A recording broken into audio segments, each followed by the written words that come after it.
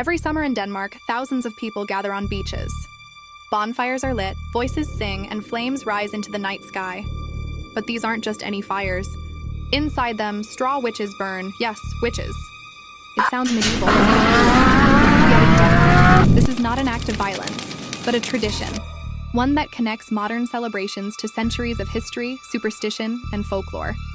This is the story of why Denmark still burns witches every year. Part 1. The Festival of Sankt Hans. The witch-burning tradition happens every June 23rd, on the eve of Midsummer, known as Sankt Hans Aften, St. John's Eve. It's a celebration of the longest day of the year, a mix of pagan rituals and Christian customs. Communities gather by the sea or lakes, light massive bonfires, sing songs like Midsummer Visen, the Midsummer Hymn. Atop many bonfires sits a straw witch, set ablaze as the flames roar.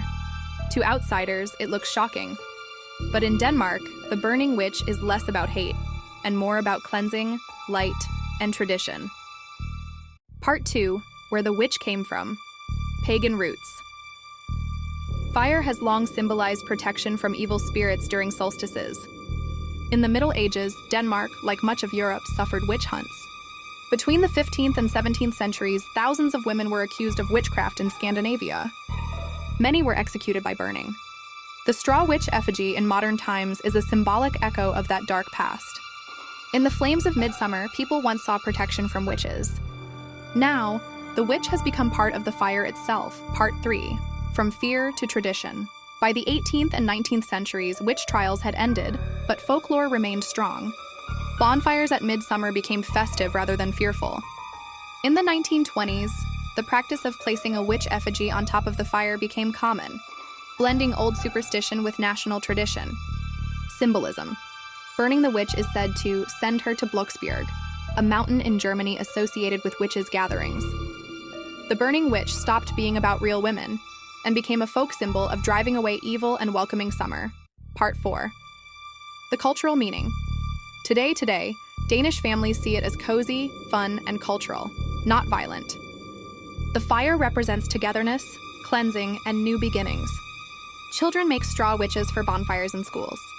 Politicians sometimes give speeches at bonfire events. It's a moment of community, celebrating light at the height of summer. In Denmark, witch burning isn't about cruelty.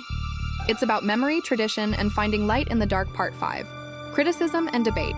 Some critics argue the tradition trivializes the historic persecution of real women.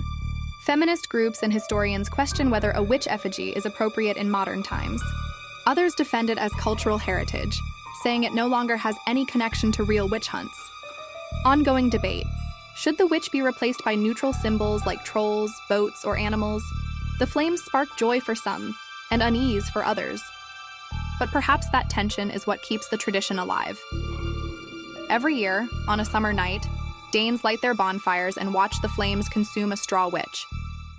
What began as superstition turned into execution and later into folklore now survives as a national tradition. To burn the witch is not to hate, but to remember. Not to harm, but to celebrate. In the end, the fire is less about witches and more about us, the stories we keep, and the ones we choose to retell in flames. Don't forget to like, share, and subscribe for more stories where history, culture, and mystery meet.